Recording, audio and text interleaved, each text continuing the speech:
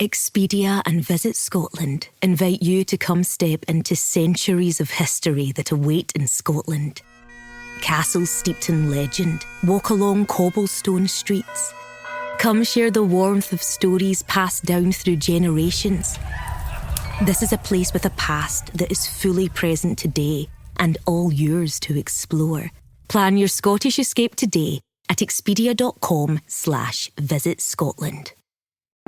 LinkedIn Hiring Pro can't predict the future, but it can help you feel confident about future hires. Because Hiring Pro combines real-time insights and candidate data from the LinkedIn network with the criteria you've set for your role to deliver you a list of top-fit candidates. Businesses who use LinkedIn are 24% less likely to reopen a role in the next 12 months. Hire right the first time with LinkedIn Hiring Pro. Post a free job today at linkedin.com/quality. Zootopia 2 has come home to Disney+. Let's go! Get ready for a new case. We're gonna crack this case and prove we're the greatest partners of all time! New friends. You are... Gary the Snake. And your last name? The Snake. Dream Team. And new habitats. Zootopia has a secret reptile population. You can watch the record-breaking phenomenon at home. You're clearly working at Zootopia 2, now available on Disney+, rated PG. Sabe, existe aquela ideia muito reconfortante, né? De que a lei é uma linha reta. Exato. Tipo uma coisa exata, quase como uma matemática. Alguém comete um erro, a consequência é super clara, o processo dita uma regra e o resultado é totalmente previsível. Tudo muito limpo, sabe? Muito binário. Mas isso é meio que o sonho de quem está começando a estudar, né? Nós temos essa necessidade humana de categorizar tudo, de colocar as normas assim em caixinhas perfeitamente etiquetadas para trazer uma certa sensação de controle. Com certeza. Mas a realidade, quando a gente dá aquele passo para dentro dos tribunais superiores, a coisa muda. Muda e muda muito. Pois é. Essa linha reta vira um labirinto completo. O cenário jurídico fica incrivelmente nebuloso quando a letra fria da lei bate de frente com as contradições do dia a dia. E com as falhas do próprio Estado, né? É a definição perfeita daquelas águas turvas na jurisprudência. E, navegar por essas decisões exige muito mais do que apenas ficar decorando os artigos secos da legislação. Exige entender os motivos ocultos, as razões sistêmicas ali por trás de cada julgamento. É exatamente por isso que estamos aqui. Boas-vindas a mais uma imersão no nosso Direito Sem Juridiquês. Muito bom estar aqui de novo. A missão deste nosso mergulho de hoje é desbravar um material fresquinho e, olha, muito denso, que é o Informativo de Jurisprudência número 886, do STJ, lá do dia 28 de abril de 2026. Tem bastante coisa pra gente destrinchar hoje. Tem sim. Mas antes de entrar de cabeça nesse oceano de decisões, eu deixo um recado bem rápido pra galera que estuda, seja pra faculdade ou pro concurso dos sonhos. Fundamental esse recado. Quem quiser ir além, né, e entender de forma ainda mais aprofundada, tem que conferir o nosso trabalho lá na plataforma do apoia-se.se. A equipe prepara resumos escritos completíssimos para quem nos ouve, com aquelas palavras-chave essenciais. E, além disso, tem questões inéditas sobre todo este informativo. É um material pensado milimetricamente, sabe, para a fixação das teses. Exatamente. O que faz toda a diferença quando a prova cobra aquele detalhezinho que foge do senso comum, né? Com certeza absoluta. Então fica o convite para quem acompanha o nosso trabalho a apoiar o projeto. O pessoal pode acessar também a nossa página no Instagram, que é o @informativos sem juridiquês, tudo junto. E todos os links para facilitar a vida de todo mundo estão na descrição desta nossa imersão em áudio. Perfeito. Bom, o roteiro de hoje é super ambicioso. Nossa, e como? A gente vai passar por um monte de coisa. Vamos sim. O STJ trouxe teses que vão desde a competência originária de autoridades até chegar lá no direito tributário. Passando por armadilhas processuais, aqueles dilemas familiares bem dolorosos e também o direito à saúde. E faz todo sentido a gente começar pelo topo do sistema jurídico, né? Vamos desempacotar isso, começando pelas decisões da Corte Especial sobre quem tem o poder de julgar as autoridades. É o ponto de partida ideal.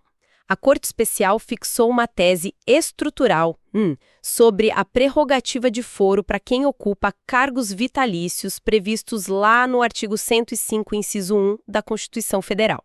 Tá, e o que diz essa tese na prática?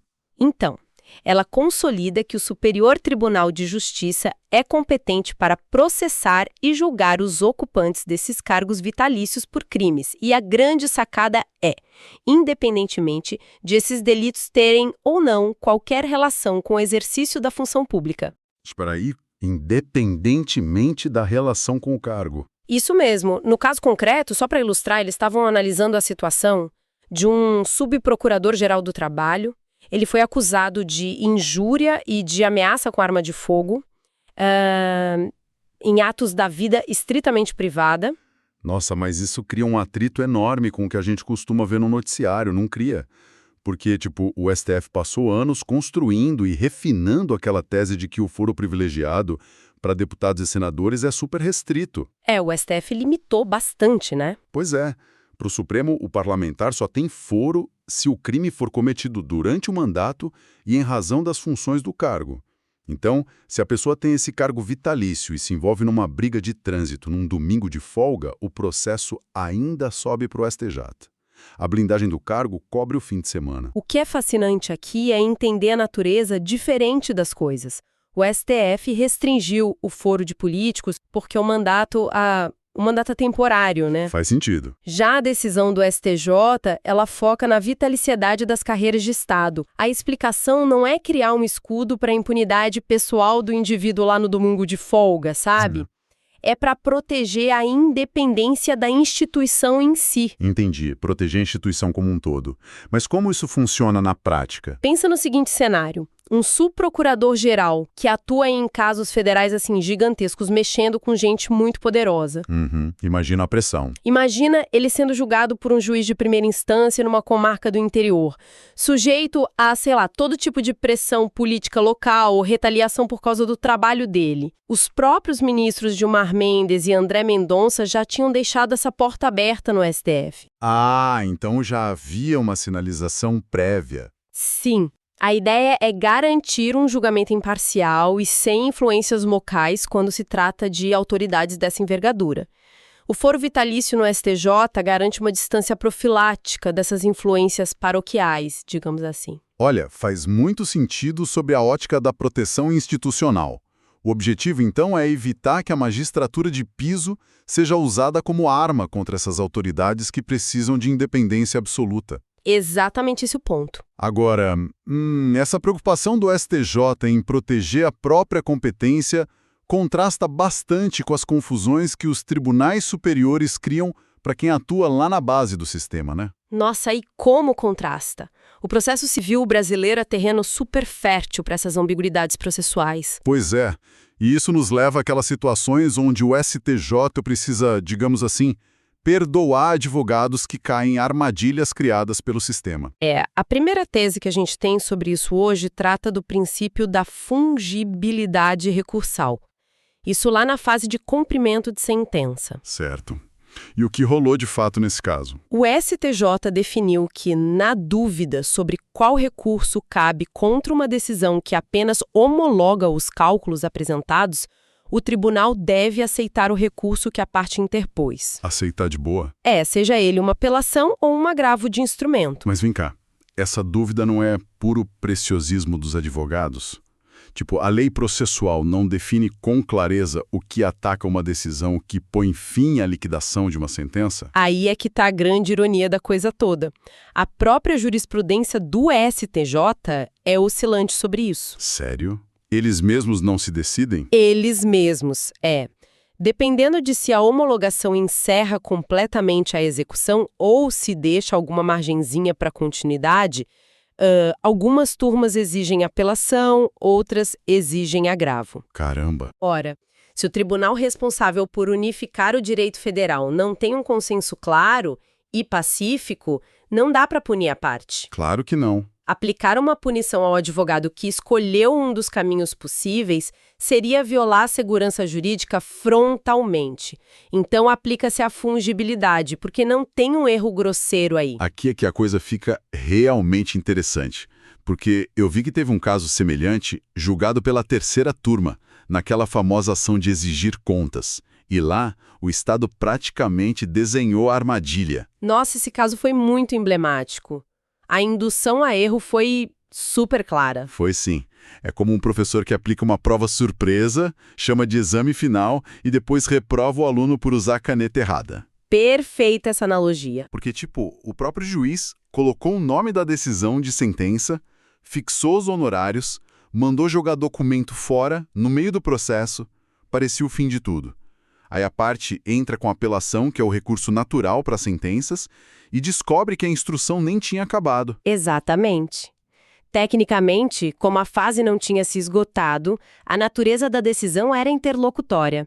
Mas a tese firmada foi bem cirúrgica, sabe? É admissível relevar o equívoco na interposição do recurso quando o próprio magistrado induz a parte em erro. Que faz todo sentido, né?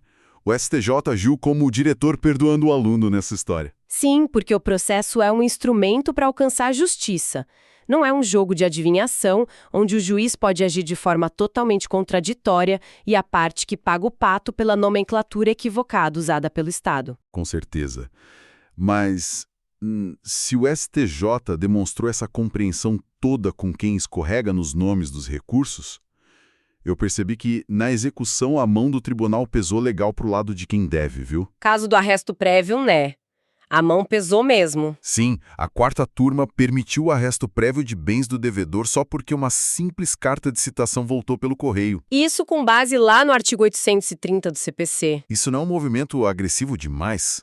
Bloquear o patrimônio de alguém sem nem sequer mandar o oficial de justiça tentar localizar a pessoa fisicamente? Se a gente conectar isso com um cenário maior, pode até soar agressivo à primeira vista, mas a lógica por trás disso é a efetividade do processo moderno. Efetividade acima de tudo, então. O artigo 830 prevê o arresto preventivo justamente para evitar que o devedor dissipe seu patrimônio enquanto a citação formal não acontece. Se a citação postal retornou frustrada, o tempo já está correndo contra o credor. E hoje a citação postal é a regra geral, né? E ainda por cima foi tentada no endereço que o próprio devedor forneceu para o sistema. Exato. Não dá para deixar o credor a ver navios. Ou seja, obrigar o credor a pedir a expedição de um mandado para o oficial de justiça e ficar esperando semanas para uma nova tentativa seria dar ao devedor o tempo exato para esvaziar as contas bancárias. Esse é o preciso raciocínio. O STJ entendeu que não se pode engessar o procedimento a ponto de tornar a execução inútil. A finalidade do processo ali é satisfazer o direito de quem tem o crédito. O formalismo não pode ser um escudo para dar calote. Essa busca por efetividade processual é muito pragmática, né? Muito focada na economia e no tempo. Sim, é bem objetiva e prática. Mas as coisas mudam totalmente de figura quando a gente sai da execução de dívidas e entra no direito de família ou na saúde. É onde as decisões passam a lidar com situações que não cabem numa planilha. Exato. Saindo das frias regras processuais, a gente entra em como o STJ decide quando a própria vida ou a estrutura familiar estão em jogo. Onde a lei cruza com o afeto, literalmente. E o caso julgado pela terceira turma sobre adoção ilustra perfeitamente bem essa tensão. O foco foi o direito de arrependimento dos pais biológicos, que está previsto lá no Estatuto da Criança e do Adolescente. O famoso ECA.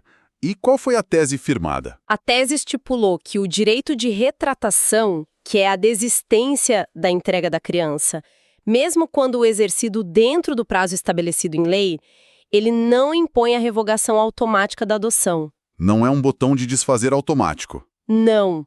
Ele deve ser relativizado diante da situação de fato e do melhor interesse da criança. Olha, deixa eu ser o advogado do diabo aqui um pouquinho. Vai em frente e manda bala. O ECA é uma lei superprotetiva. Inclusive, para garantir que a família biológica não entregue uma criança num momento de puro desespero financeiro ou psicológico. Sim, tem toda uma rede de proteção pensada para isso. Por isso mesmo, a lei dá esse prazo de arrependimento. Se a mãe biológica cumpre a regra do jogo, obedece rigorosamente ao prazo legal e pede a criança de volta, o STJ simplesmente ignorar essa previsão não destrói a segurança jurídica de quem entregou a criança? É a ferida central desse debate. O que fundamenta a decisão do STJ é uma mudança histórica de paradigma no direito de família brasileiro. Como assim? Uma mudança histórica? Antigamente, o vínculo de sangue era quase sagrado para a lei. Mas hoje, o princípio norteador absoluto é a proteção integral da criança. O afeto e a estabilidade superam esse direito de sangue automático. O tempo da criança é bem diferente, né? Muito diferente. O tempo da burocracia judicial corre de um jeito e o tempo psicológico de um bebê corre de outro completamente diferente. Se a criança já foi inserida no lar adotivo e já construiu vínculos socioafetivos bem sólidos, tirar ela dali seria horrível. Um trauma irreparável. Exato. Retirá-la só para respeitar rigidamente um prazo legal seria priorizar a burocracia em detrimento da saúde mental da criança. A verdade socioafetiva, nesses casos, se sobrepõe à verdade estritamente biológica. É o tribunal reconhecendo que o trauma de uma ruptura afetiva é muito mais danoso do que a frustração de um direito legal da mãe biológica. Perfeito, é bem isso mesmo. E, falando em priorizar a vida e a saúde acima da burocracia, a decisão da 4ª turma sobre planos de saúde e cirurgia robótica segue um caminho bem parecido, não segue? Segue sim, é a mesma lógica de valorização da vida. A tese diz que é obrigatória a cobertura de cirurgia robótica em tratamento oncológico. Mesmo não estando na lista? Isso, sendo irrelevante a natureza do rol da ANS, desde que seja recomendada pelo médico e sem exclusão contratual da doença principal. Essa história de cirurgia robótica soa quase como ficção científica, né? Mas para quem está ali enfrentando um câncer, é uma questão real de sobrevivência. A operadora não pode simplesmente alegar que o robô não está na tal lista VIP da ANS. O raciocínio do tribunal aqui foca na distinção fundamental entre a doença e o método de tratamento. A operadora de saúde tem sim o direito de excluir determinadas doenças do contrato, se isso estiver muito claro. Tipo, não cobrimos tal tipo de doença. Mas se o contrato cobre aquele câncer específico, a operadora não pode ditar qual é a tecnologia que o médico deve usar para curar o paciente. Quando se trata de tratamento oncológico, o foco total é a cura. Mas pensa no lado das operadoras de saúde. Esse tipo de precedente deve causar um calafrio nelas, porque eles montam aquelas tabelas atuariais calculando custos baseados justamente no rol da ANS, né? Com certeza. Mexe bastante no bolso das operadoras. Obrigar o pagamento de uma tecnologia caríssima como a robótica não quebra o planejamento financeiro do sistema suplementar. O STJ entende que a lista da ANS é importante, é uma referência, mas o avanço da medicina não vai ficar esperando as atualizações administrativas lentas do governo. O meio tecnológico moderno não pode ser barrado por formalismo se a doença principal tem cobertura. Até porque a cirurgia robótica traz muitas vantagens vitais para o paciente. Exatamente. Significa cortes menores, uma recuperação bem mais rápida e, o principal de tudo, uma maior chance de sobrevivência. Não faz sentido cobrir a cura da doença, mas forçar o paciente a passar por um método antigo, mais arriscado, só para proteger a margem de lucro da operadora. Ficamos então com um STJ altamente protetivo do indivíduo contra o plano de saúde e super flexível em nome do afeto na adoção. É a vida real entrando nas decisões judiciais. Só que o rigor volta a imperar e de forma bem drástica quando o foco passa a ser o direito penal, né? Vou até mudar o tom aqui. A chave vira completamente nesse momento. Da proteção à vida, a gente passa para o direito à liberdade e ao peso absurdo da prova que o Estado precisa ter para prender alguém. No processo penal, aquela flexibilidade que a gente viu cede espaço total à legalidade estrita. E o julgado da 5ª turma sobre direito penal militar é o exemplo perfeito disso. Qual foi a situação lá no quartel? A tese fixada determina que, sem o exame de corpo de delito exigido lá no artigo 157, parágrafo 3º do Código Penal Militar, e sem justificativa plausível para a falta da perícia, é inviável reconhecer a materialidade de lesão corporal. E a prova testemunhal não resolve a situação? Não. A prova testemunhal, por mais robusta que seja, não supre essa falha burocrática do Estado. E o que tudo isso significa na prática? Imagina, num quartel militar, ocorre uma agressão. Tem lá 10 soldados que veem perfeitamente o soco acontecendo. Se não tem o laudo médico, o soco não existiu juridicamente. No mundo jurídico, é basicamente isso. O Código de Processo Penal Militar tem regras rígidas justamente para evitar que o poder punitivo seja usado como instrumento de perseguição. Baseado apenas em boatos e fofocas internas, né? Isso. Crimes que deixam vestígios exigem prova técnica. O que o STJ puniu aqui não foi só a ausência do laudo em si, mas uma coisa que a doutrina chama de preguiça probatória do Estado. Preguiça probatória. Gostei desse termo. É bem ilustrativo. Se a vítima foi socorrida, se havia peritos disponíveis e a administração militar simplesmente negligenciou a realização do exame, o réu não pode ser condenado com base só em narrativas. O Estado não pode ter preguiça de provar o que acusa. E me parece que essa expressão, essa preguiça probatória, é o exato pano de fundo da outra decisão da mesma turma, envolvendo a fronteira entre o tráfico de drogas e o uso pessoal, não é? Com toda certeza.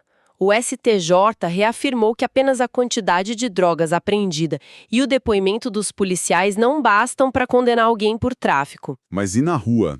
A palavra do policial não costuma ser lei absoluta? Isso levanta uma questão importantíssima sobre a limitação do poder punitivo. A tese exige elementos concretos de que havia comércio de fato. O depoimento policial tem fé pública, óbvio. Sim, claro que tem. Mas, historicamente, o sistema penal usava só a palavra do agente de segurança para transformar qualquer usuário em traficante, muitas vezes baseando-se em achismos ou no perfil socioeconômico de quem era abordado. O que é um problema estrutural gigante no nosso país. Gigante. Então, para tirar a liberdade de alguém por anos, a instrução exige provas suficientes de materialidade e autoria voltadas ao comércio, como anotações de contabilidade, balança de precisão, ou ver a flagrante entrega da droga em troca de dinheiro. E na ausência desses elementos concretos de comércio, a regra é que a dúvida favorece o réu, né? O famoso indúbio pro réu entra em campo. Exatamente. Havendo dúvida, desclassifica-se para porte para consumo pessoal. Bom, a gente viu que o Estado tem regras dificílimas para tirar a liberdade, o que é ótimo, mas a balança mostra que ele também não gosta nem um pouco de perder dinheiro, e aí a gente entra no terreno espinhoso do direito tributário. Ah, o direito tributário. É um terreno onde a interpretação literal reina de forma absoluta e inquestionável. O leão não perdoa, né? Não perdoa mesmo. O caso da segunda turma envolveu o PAI, que é o Programa de Autorregularização Incentivada. A tese firmada é super direta. Diz que não é possível incluir neste programa de descontos os débitos com vencimento posterior à data de publicação da lei que criou o benefício. Ou seja, traduzindo para quem nos ouve de forma bem simples, se o governo lança uma anistia para quem deve impostos e a lei sai hoje, quem deixar de pagar o tributo do mês que vem não pode pegar carona nessa lei para conseguir desconto. Resumiu perfeitamente. O Estado dá com uma mão, mas a régua é curtíssima. O benefício não se projeta para o futuro, então. Não. E isso lembra aos concurseiros de plantão aquela regra de ouro do Código Tributário Nacional. Toda legislação que concede anistia, isenção e suspensão tem que ser interpretada de forma estrita, literal. O Estado não presume generosidade, né? De jeito nenhum. Alargar essa janela de tempo por interpretação judicial seria criar uma renúncia fiscal sem previsão legal, ferindo os cofres públicos. E por falar nisso, essa briga pelos cofres públicos vai atingir proporções gigantescas com afetação em massa lá na primeira sessão dos temas repetitivos 1427 e 1428. Nossa, essa afetação é muito aguardada e vai dar o que falar. O STJ simplesmente pausou recursos no Brasil inteiro para definir de uma vez por todas se os serviços odontológicos podem ser enquadrados como serviços hospitalares. Tudo para reduzir impostos, tipo o IRPJ e a CSLL. O impacto real e prático disso se traduz em bilhões de reais. Pela lei, se enquadra como serviço hospitalar, a alíquota cai muito. As clínicas odontológicas defendem que merecem o benefício porque realizam procedimentos complexos. E a Receita Federal, claro, bate o pé dizendo que não tem cabimento. Exato. A Receita argumenta que consultório de dentista não tem estrutura de internação. Logo, não tem um custo operacional astronômico que justifique o desconto. É um debate que quem estuda precisa ficar acompanhando de muito perto. É uma disputa econômica feroz, disfarçada de debate semântico, né? E olha, fizemos uma jornada e tanto hoje. O panorama que fica é de um tribunal cheio de contrastes fascinantes. Sem dúvida nenhuma. Recapitulando rápido pra galera, vimos um STJ super flexível com erros processuais humanos e firme na defesa da saúde da paciente oncológica e no afeto da criança adotada, mas que, do outro lado, exige o rigor máximo da lei na prova penal e na cobrança implacável de impostos. É um verdadeiro mosaico de decisões que ilustra a complexidade da nossa jurisprudência. E isso deixa uma provocação legal para quem nos escuta continuar pensando. Manda bala, qual é a reflexão de hoje? Vimos hoje que o STJ às vezes perdoa o erro de um juiz ao interpretar um recurso, usando a efetividade, mas não perdoa a falta de um laudo pericial para provar um crime, mantendo a rigidez extrema. A pergunta que fica para os futuros operadores do direito é: será que o nosso sistema jurídico está caminhando para valorizar mais o contexto da vida real das pessoas do que a letra fria da lei? Uma ótima pergunta. E se isso for verdade, até que ponto a segurança jurídica consegue sobreviver a essa flexibilidade toda de se moldar ao contexto de quem está sendo julgado? Nossa, é um questionamento profundo para digerir depois deste nosso mergulho de hoje. Agradeço imensamente a companhia de todos que nos ouvem em mais esta análise detalhada. Eu que agradeço o espaço, o papo foi excelente. Não deixem de conferir os links na descrição para acessar o material de apoio, dar aquela força lá no apoia-se e seguir os conteúdos no nosso Instagram. Bons estudos para todo mundo, um grande abraço e até a próxima emissão. Até mais, gente. Bons estudos. Meet the new iCIMS, the single talent acquisition platform that's fully future-ready. It works wherever and however you hire, with insights no one else offers. One solution that fits seamlessly into your existing tech stack, which is why IT and HR leaders trust it. With the best of enterprise-grade software and AI, iCIMS helps you identify and secure the right talent faster. iCIMS, powering exceptional hiring. Learn more at icims.com. Bar and restaurant owners, fans are already choosing where to watch on Sundays. Make sure it's your place. NFL Sunday Ticket gives you every live out-of-market Sunday afternoon game and is only available for your business through EverPass. More games, more reasons to choose your bar, more reasons to come back every week. Be the place fans choose. Only on EverPass. Ryan Reynolds here from Mint Mobile. I don't know if you knew this, but anyone can get the same premium wireless for $15 a month plan that I've been enjoying. It's not just for celebrities, so do like I did and have one of your assistants switch you to Mint Mobile today. I'm told it's super easy to do at mintmobile.com/switch. Upfront payment of $45 for 3-month plan, equivalent to $15 per month required. Intro rate first 3 months only, then full price plan options available. Taxes and fees extra. See full terms at mintmobile.com.